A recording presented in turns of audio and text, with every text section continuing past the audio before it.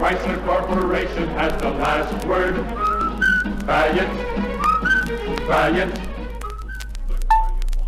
Economy plus full motoring pleasure. That's what car buyers expect of both Valiant and Corvair, according to reliable consumer surveys. Let's see which does the better job of providing this pleasure. First, in the plus of styling. After all, few people want a car that looks cheap. They want economy plus beauty. In a Valiant, they get a car that faces the world jauntily, with a sport-type aluminum grille and bright windshield framing on all models. It's an economy car, all right, but you'd never guess it from appearances. The Corvair front end makes its economy plainly evident, and it has bright windshield framing on deluxe models only. Others have noticed Corvair's need for some visual emphasis. Here is some front-end decoration that is being produced independently of the Chevrolet factory.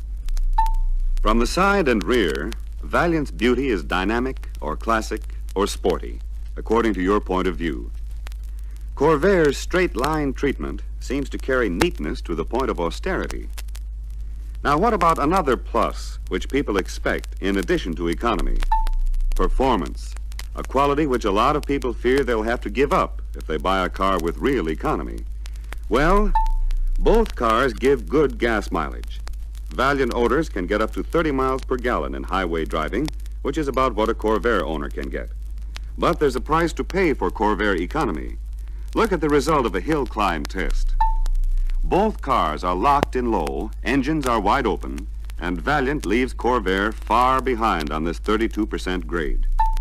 In a passing test, Valiant gets around the truck and back on the right side of the road more quickly. To understand Valiant's superior performance, let's look under the hoods. The Valiant engine delivers 101 horsepower, while Corvair's puts out 80. And the Valiant owner pays no premium for this margin of power either. It's engineered into the car.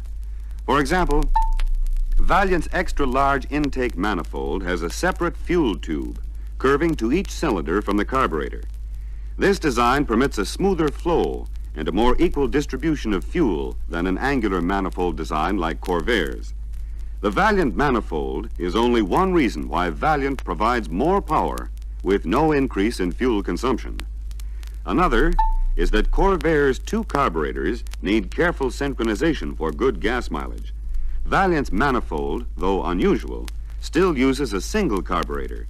With these and other engine differences, it's easy to see why the Corvair owner must sacrifice a certain amount of performance to get the economy he wants. He'll have to adjust his driving habits to Corvair's limitations. The Valiant driver, with full power under the hood, has no such adjustment to make. Another plus desired by the economy car buyer is efficient, dependable operation, again at no sacrifice in economy. Here, he is at first impressed by the air cooling of Corvair's engine. Every winter, it saves him an average of $3 in antifreeze. But at the same time, he is also spending about $9.60 for gasoline to run Corvair's gasoline heater, the only kind available on a car with an air-cooled engine. Furthermore, Corvair's engine requires a high-speed, complex blower and pulley cooling arrangement, plus a special oil cooling device. These cooling mechanisms are connected to a pair of warning lights on the dash. About these lights, the Corvair owner's guide says, important, if either of the indicators light, stop car immediately and turn off ignition. Never drive car when temp press indicator is lighted. The Valiant driver has no such unusual precautions to observe. Now, suppose the Corvair owner is stuck at a light in nighttime winter traffic. His ammeter, if Corvair had one, would show a big discharge because his conventional generator cannot charge his battery fast enough to maintain current capacity.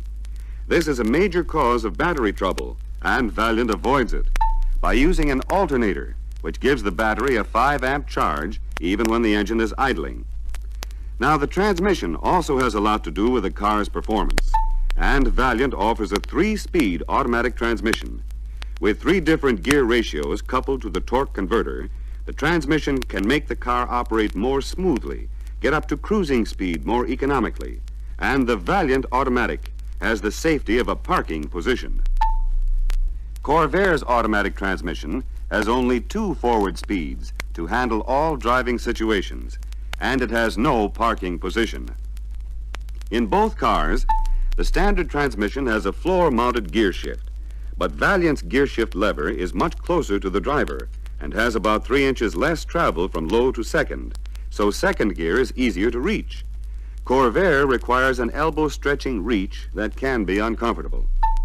Now, an economy car buyer wants a car that's easy to drive safely. And in a Valiant, it's easier for him to see objects right in front of the car, even though the hood is longer. That's because the Valiant hood slopes forward, and the driver sits higher than he does in a Corvair. The Valiant driver can steer better, too, because Valiant's turning diameter is over 2 feet shorter than Corvair's, and the steering wheel needs less turning. As far as stability is concerned, both Valiant and Corvair corner nicely at ordinary turning speeds. But here's a test that shows what can happen if a sudden turn surprises you. The rear-engine Corvair suddenly breaks loose, skids without warning. In the same test, Valiant continues steadily, going at the same 35 miles an hour under full control of the driver. This sure-footed stability is largely the result of Valiant's torsion air suspension, with torsion bars in front, leaf springs in back, and Oriflow shock absorbers all around. Corvair, with the usual coil springs all around, cannot match the controlled stability or smoothness of Valiant's ride. Another control plus is Valiant's foot-operated parking brake that is both safe and convenient. The Corvair driver must pump an unfamiliar ratchet-type hand-operated brake. He may have to pull the lever twice, if he thinks of it, before the brake holds. This can be a serious disadvantage on a car without an automatic transmission park position. For the fullest driving satisfaction, Valiant offers optional features that are not available on Corvair. These include variable speed electric windshield wipers, power brakes, and power steering. Valiant's radio is the modern push-button type. Corvair's has a manual turning knob. Now, some folks don't like the idea of a small economy car, so they ask for economy plus roominess. And they find it's easier to get in and out of a Valiant. In front, its door openings are higher and wider than Corvair's. In the rear, Corvair's door is wider at the belt line, but the slanting pillar and deeply recessed floor make entry and exit awkward.